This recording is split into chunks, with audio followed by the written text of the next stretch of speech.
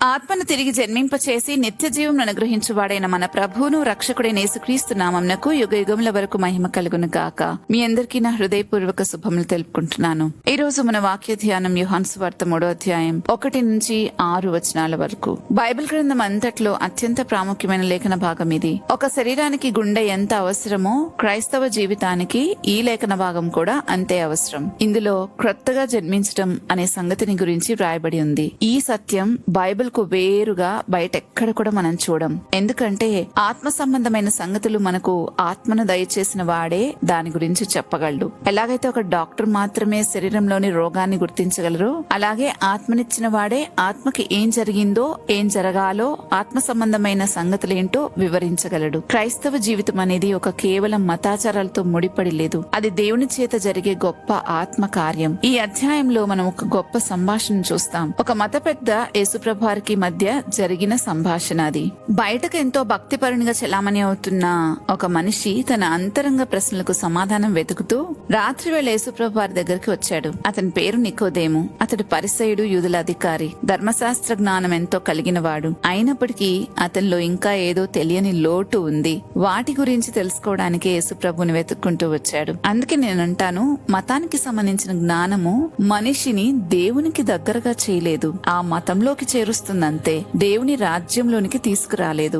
ఆత్మలో తిరిగి జన్మించినప్పుడు మాత్రమే ఒక వ్యక్తి దేవుని రాజ్యంలో చేరగలడు. అందుకే యేసుప్రభు వారు అతనికి అత్యంత ఆశ్చర్యకరమైన ఒక సత్యాన్ని వివరించి చెప్పారు. ఒకడు క్రొత్తగా జన్మించితేనే కాని దేవుని రాజ్యంను చూడలేడు అని. ఇది కేవలం నికోదేముకు మాత్రమే చెప్పబడిన మాట కాదు, ప్రతి మనిషికి అవసరమైన ఆత్మీయ సత్యం ఇది. మనిషి శరీరరీత్యా ఒక్కసారి జన్మిస్తాడు, కానీ దేవుని రాజ్యంలో ప్రవేశించటానికి ఆత్మ క్రొత్తగా జన్మించాలి. అది ఎంతో అవసరమని చెప్పబడిన లేఖన భాగం ఇది. కాబట్టి ఈ వాక్య ధ్యానంలో మనం తెలుసుకోబోయే విషయాలు ఏంటంటే, క్రొత్తగా జన్మించడం అంటే ఏంటి, ఎందుకు అది అవసరం, నీటి మూలంగా ఆత్మ మూలంగా తిరిగి జన్మించడం అంటే ఏంటి అని వీటిని గురించి ధ్యానం చేస్తూ ముందుకు వెళ్దాం. ఒకసారి లేఖన భాగాన్ని చదువుదాం. 1 నుంచి 6 వచనాలు. యూదుల అధికారి అయిన నికోదేమను పరిసయుడు ఒకడు ఉండెను. అతడు రాత్రి యందు ఆయన ఎద్దుకు వచ్చి, బోధకుడా, నీవు దేవుని యొద్ద నుండి వచ్చిన బోధకుడు అని మేమెరుగుదుము.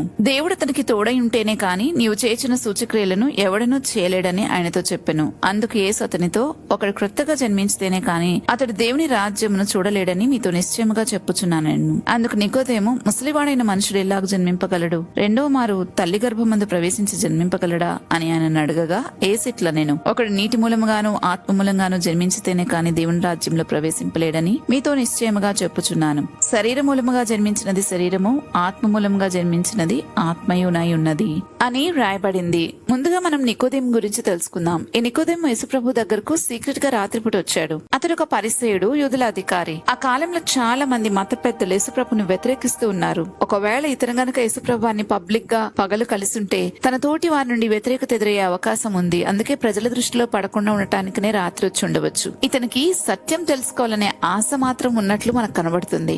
అదే అతన్ని యేసుప్రభు వారి దగ్గరకు నడిపించింది. ఇప్పుడైతే అతడు సీక్రెట్ గా వచ్చాడు, కానీ తర్వాత క్రమంగా ధైర్యంగా యేసుక్రీస్తు పక్షాన నిలబడటం మనం చూస్తాం. యోహాను సువార్త 7వ అధ్యాయంలో యేసుప్రభును న్యాయంగా విచారించాలి అని కోరుకుంటాడు. అలాగే 19వ అధ్యాయంలో యేసుప్రభు యొక్క సమాధి కార్యక్రమంలో పాల్గొంటాడు. కొందరు భయంతో, సందేహాలతో, ప్రశ్నలతో ప్రభు వద్దకు వచ్చినప్పటికీ నిజంగా సత్యాన్ని వెతికేవారైతే ప్రభు వారిని వెలుగులోకి నడిపిస్తారు. ఈ సత్యం ఈ నికోదేము జీవితం ద్వారా మనం తెలుసుకుంటున్నాం. నికోదేము యేసుప్రభు వారిని కేవలం దేవుని ఎదురు నుండి వచ్చిన బోధకునిగా మాత్రమే చూశాడు మొదట్లో. ఈ విషయాన్ని మనం 2వ వచనంలో చదివాం కదా. కానీ తర్వాత కాలంలో యేసుక్రీస్తు ప్రభు వారి పట్ల విశ్వాసం ఉంచినట్లుగా మనం అర్థం చేసుకోవచ్చు. ఎందుకంటే యేసుప్రభు వారు చనిపోయిన తర్వాత చాలా మంది భయపడ్డారు. కానీ నికోదేము బహిరంగంగా ఆయనతో తనకున్న సహవాసాన్ని ఆ సమయంలో ప్రకటించుకున్నాడు. అందువల్ల చాలా మంది బైబిల్ పండితులు నికోదేము క్రమంగా విశ్వాసంలో ఎదిగి ఉండుంటాడని, యేసుప్రభు నిజంగా అంగీకరించాడని భావిస్తారు. అయితే అతనితో యేసుప్రభు అంటున్నారు, ఒకడు క్రొత్తగా జన్మించితేనే కానీ అతడు దేవుని రాజ్యంను చూడలేడు అని. క్రొత్తగా జన్మించడం అంటే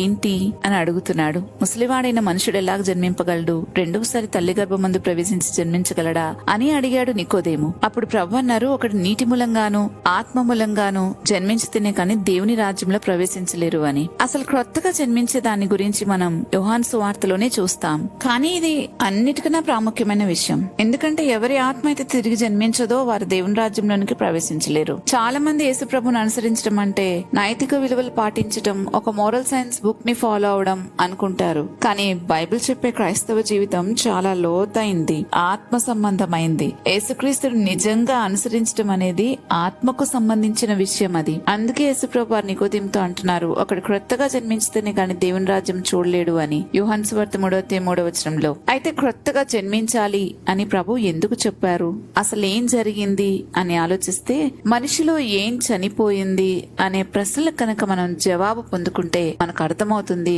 క్రొత్తగా జన్మించడం అంటే ఏంటో. దీన్ని అర్థం చేసుకోవాలంటే ప్రారంభానికి వెళ్ళాలి. దేవుడు మనిషిని సృష్టించినప్పుడు అతడు దేవునితో సహవాసంలో జీవించాడు. కానీ ఆదాము దేవుని ఆజ్ఞను అతిక్రమించినప్పుడు దేవుడు ముందే చెప్పిన మాట నెరవేరింది, నీవు దాన్ని తిను దినమున నిశ్చయముగా చచ్చెదవు అని. ఇది ఆదికాండం 2:17 చూస్తాం. ఆదాము ఆ రోజే శారీరకంగా చనిపోలేదు, కానీ ఆత్మీయంగా దేవుని నుండి వేరైపోయాడు. దాన్నే ఆత్మీయ మరణం అంటారు. ఎందుకంటే మనిషిలోని ఆత్మ దేవుని నుండి వచ్చింది. శరీరానికి ప్రాణవాయువు ఎలా అవసరమో ఆత్మకు కూడా దేవుని సన్నిధి అంతే అవసరం. దేవునితో అనుసంధానంలో ఉన్నప్పుడు మాత్రమే ఆత్మ నిజమైన జీవాన్ని పొందుకుంటుంది. కానీ పాపం వల్ల మనిషి దేవుని నుండి దూరమైపోయాడు. అందుకే బైబిల్ చెప్తుంది, మీ అపరాధముల చేతను పాపముల చేతను మీరు చచ్చిన వారై ఉండగా అని ఎఫెసీయులకు రాసిన పత్రిక 2:1 చదువుతాం. అంటే మనుషులు శారీరకంగా బ్రతికి ఉన్నప్పటికీ దేవునితో సంబంధం లేక ఆత్మీయంగా చనిపోయిన స్థితిలో ఉన్నారు.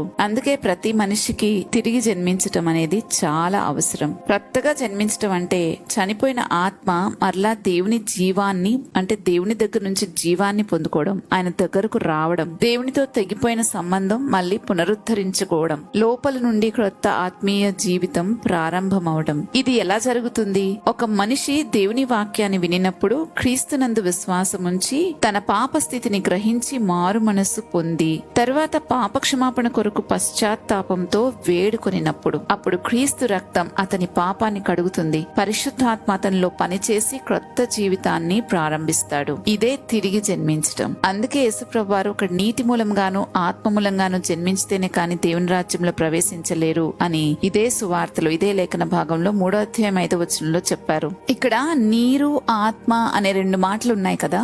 బైబిల్లో చాలా సార్లు దేవుని వాక్యాన్ని నీటితోనే పోల్చారు. ఉదాహరణకు వాక్యంతో ఉదక స్నానం చేత పవిత్రపరిచి అని ఎఫెసీయులకు రాసిన పత్రిక 5:26 మనం చూస్తాం. దేవుని వాక్య మూలంగా పుట్టింపబడిన వారు మీరు అని పేతురు రాసిన 1వ పత్రికలో 1:23 చూస్తాం. నీటి మూలంగా అంటే దేవుని వాక్యము ద్వారా, ఆత్మ మూలంగా అంటే పరిశుద్ధాత్మ కార్యము ద్వారా అని అర్థం చేసుకోవచ్చు. అంటే వాక్యము మనిషికి సత్యాన్ని చూపిస్తే పరిశుద్ధాత్మ సత్యాన్ని ఒప్పింపచేసి ఆ తర్వాత బాప్తిస్మం ద్వారా తన విశ్వాసాన్ని బహిరంగంగా ప్రకటింపచేస్తాడు. ఇలా దేవుని వాక్యము పరిశుద్ధాత్మ కార్యము ద్వారా ఒక వ్యక్తిలో క్రొత్త జీవితము ప్రారంభిస్తుంది. ఇదే క్రొత్తగా జన్మించటం. అందుకే క్రైస్తవ జీవితము బయట రూపం మార్చుకోవడం కాదు, లోపల ఆత్మ జీవింపజేయడం. దేవుని వాక్యం విని పరిశుద్ధాత్మ చేత మార్పు పొంది క్రీస్తులో క్రొత్త సృష్టిగా మారటం. ఇదే తిరిగి జన్మించిన జీవితం.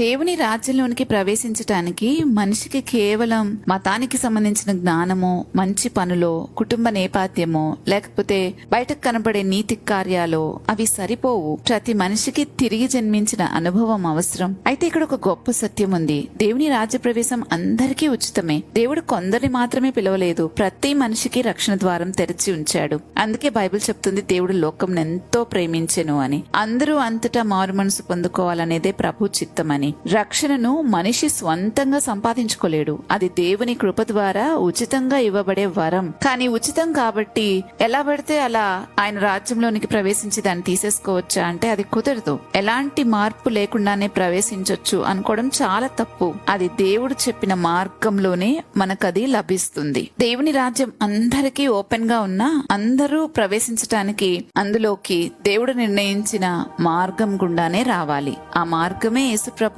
ఆయన చెప్పిన విధానమే ఆ ద్వారం కూడా. అందుకే ద్వారాన్ని గురించి మాట్లాడుతూ అన్నాడు, ఇది చాలా ఇరుకు ద్వారం, కొందరే దానిలోనికి ప్రవేశిస్తారు అని. యేసుప్రభు వారు మంచివాడవవ్వు అని చెప్పలేదు, క్రొత్తగా జన్మించు అని చెప్పారు. ఈ విషయాన్ని బాగా గుర్తుపెట్టుకోవాలి. ఎందుకంటే దేవుడు పాత మనిషి మనిషిని కొంచెం బాగు చేసి ఏదో మెరుగుపరచాలని అనుకోలేదు, నూతన సృష్టిగా మార్చాలని కోరుకున్నారు. దేవుని రాజ్యపు ద్వారం అందరికీ తెరవబడి ఉంది, కానీ ఆ రాజ్యంలోనికి ప్రవేశించేది తిరిగి జన్మించిన వారే. ఇది ఒక మతాచారం కాదు, దేవునితో సంబంధంలోనికి రావడం, ఆయన దగ్గర నుంచి కావలసిన జీవాన్ని పొందుకోవడం. ఇదే నిత్య జీవానికి ప్రారంభం కూడా. ఎవరి ఆత్మ అయితే తిరిగి జన్మించిందో వారే క్రైస్తవులు. అందుకే ఇది మతం కాదు, మార్గం అని పదే పదే చెప్తున్నాం. మరి తిరిగి జన్మించిన అనుభవం మనకుందా? ప్రార్థన చేసుకుందాం. ఆత్మను తిరిగి జన్మింపచేసి నిత్య జీవం అనుగ్రహించువాడవైన మా ప్రభు, మా రక్షకుడైన మా యేసయ్యానికి స్తోత్రాలు చెల్లిస్తున్నాం. తండ్రి, ఈ రోజు ఈ లేఖన భాగాన్ని విని అర్థం చేసుకోవడానికి కావలసిన కృప ప్రతి ఒక్కరికి దయచేయమని ప్రార్థిస్తున్నాను. ఎంతమంది అయితే తిరిగి జన్మించలేకపోయారో వారు తిరిగి జన్మించడానికి కావలసిన ఆలోచన, జ్ఞానము, బుద్ధి, వివేకము దయచేయమని ప్రార్థిస్తున్నాను. అటు ఆత్మ ఒప్పుదలనివ్వండి. పరిశుద్ధ ఆత్ముడు ఒప్పిస్తూ ఉండగా లోబడే స్వభావం ప్రతి ఒక్కరికి దయచేయమని ప్రార్థిస్తున్నాం. మాలోని ఆత్మను తిరిగి జన్మించటానికి, జన్మింప చేయడానికి ఇష్టపడినందుకే మీకు స్తోత్రాలు. వాక్యం ద్వారా, పరిశుద్ధ ఆత్మ ద్వారా, నీటి ద్వారా, ఆత్మ ద్వారా మమ్మల్ని ఈ రీతిగా తిరిగి బ్రతికిస్తున్నందుకే నీకు వందనాలు. జీవాధిపతివైన మా తండ్రి, నీ జీవాన్ని మాలోనికి పంపించి నిజంగా మమ్మల్ని యుగ యుగాలు జీవింపచేయటానికి ఇష్టపడినందుకే నీకు స్తోత్రాలు చెల్లిస్తున్నాను. ఈ పూట ఈ వాక్యం విని ఎందరైతే నా ప్రభా నిజంగా నేను కూడా తిరిగి జన్మించాలి, ఆ అనుభవం ఏంటో తెలుసుకోవాలి అని అనుకుంటున్నారో అలాంటి బిడ్డలందరినీ మీరు దర్శించమని ప్రాధేయపడుతున్నాను. ఈ చిత్తానుసారంగా నడిపించి నిత్య జీవానికి నడిపించి మహిమ పొందుకోమని యేసుక్రీస్తు ప్రభువారి నామంలో బ్రతిమాలుతున్నాము తండ్రి, ఆమెన్. రేపటి ధ్యానంలో మరలా తిరిగి కలుద్దాం. అంతవరకు దేవుని కృప మనందరికీ తోడైనగాక. ఆమెన్.